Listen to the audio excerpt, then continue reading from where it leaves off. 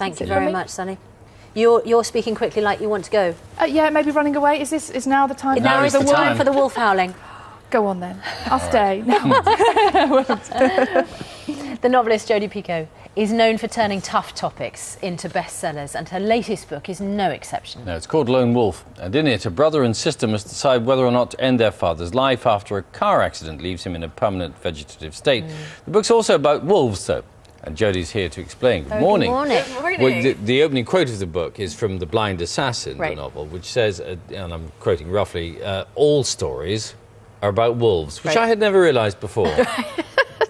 You learn something new every day. Well, it's about that pack mentality, and it's the idea that a pack is really nothing more than a family, a very tight-knit family that always has each other's back.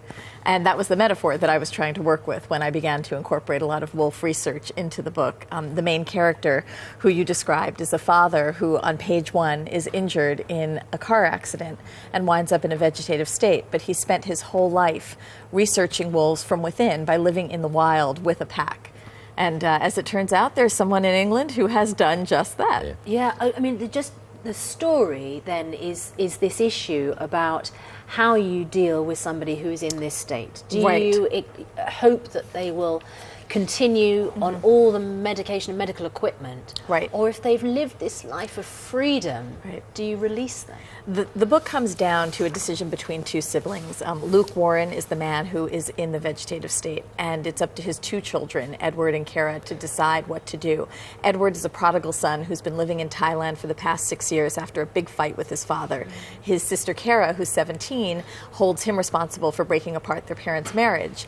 And although she wants to wait for a miracle, he wants to turn off life support and donate his father's organs. But is he motivated by altruism or by revenge? And in wolf society, there are 2 different ways that wolves deal with themselves when one of them is injured, isn't there? And it really depends on the rank of the wolf and how important they are to the particular pack.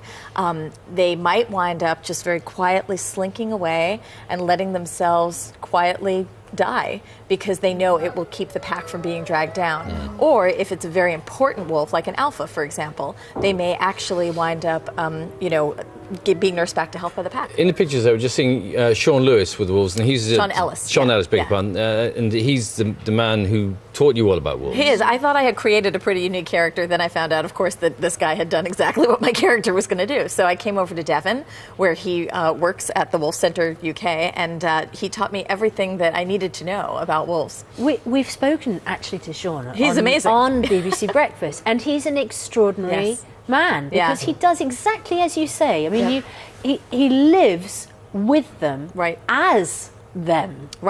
And he actually lived in the Rockies in the United States with a wild pack, which is what my character winds up doing in the eastern side of Canada.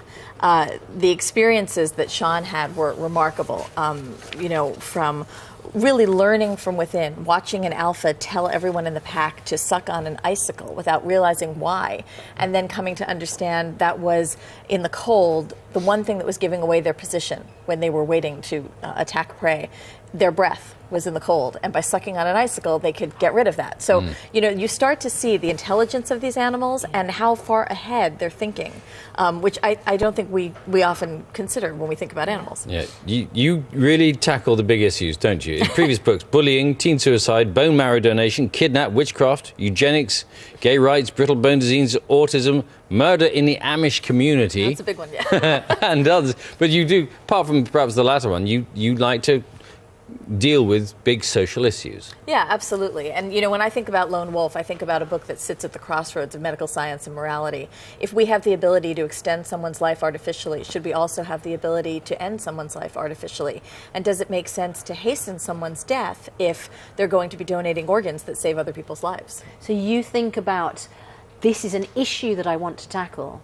Now, what is the best way of tackling this issue? By telling a brilliant story around it. Yeah, it's usually an issue that's keeping me up at night, that's making me worry. And if I keep thinking about it, characters just arrive in my head and begin to take a story away from me. Because you've also said that you've got to get the first sentence perfect. Yes, right. And then after that, it all just tumbles out. Yeah. Funnily enough, the first sentence doesn't mention a wolf; it mentions a tiger. Yeah, instead, right. which is an interesting story. But it's a great first sentence. Yeah, yeah, that is. Is it really? It's just as simple as that. You chisel out that first sentence, Yeah. and then just all flows. The first sentence in Lone Wolf is, in retrospect, I shouldn't have freed the tiger. Wouldn't you want to keep reading? I would. Yeah. So, that's what you're looking for. Now, Bill has promised us that you are going to teach us how I to am howl going to teach like you how to howl. wolves. Yes. So what you need to know is that there are 3 different types of howls. There is a rallying howl, which is that really typical mournful Hollywood howl that sounds like someone's grieving. It's not grief. It's actually a vocal beacon to help a missing pack member find its way back to you. There's locator howl, which is what we're going to do today, which is like wolf email. This is where my pack is. How big are you? Okay, you can stay where you are, or you have to get away, in which case you switch to a defensive howl. But a locator howl is going to have different roles, different melodies for everyone in the pack. Okay. So I'm going to be the alpha, you're going to be the beta, and you're going to be the numbers wolf. Okay? Numbers, okay. Right. An alpha is the one calling all the shots. That's why I'm the Okay. alpha. Okay. And so an alpha howl goes something like this. Woo!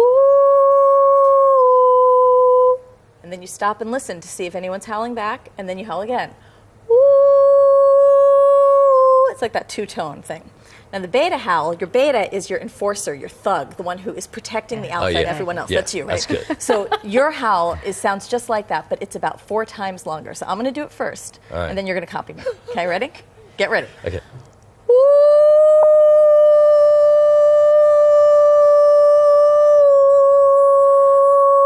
Now you do it. Ooh.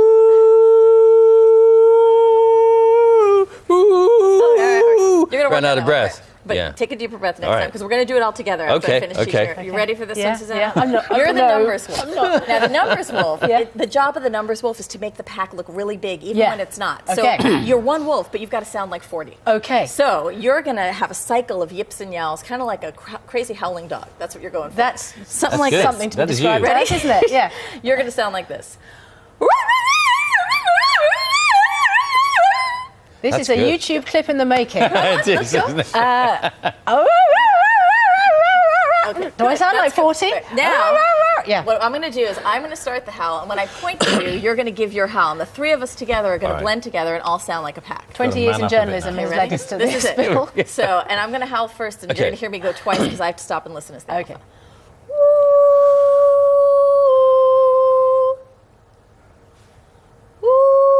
Whoa.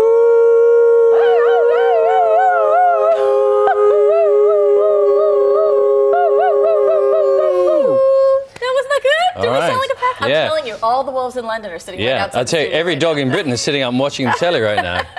Probably. We are Fascinating. never going to live that down. You did very, very well. Jodi, it's fantastic to talk to you. Thank you and so that was much. a unique So, experience. just quickly, when I go back and meet my Labradors this morning, which one should I give them of those?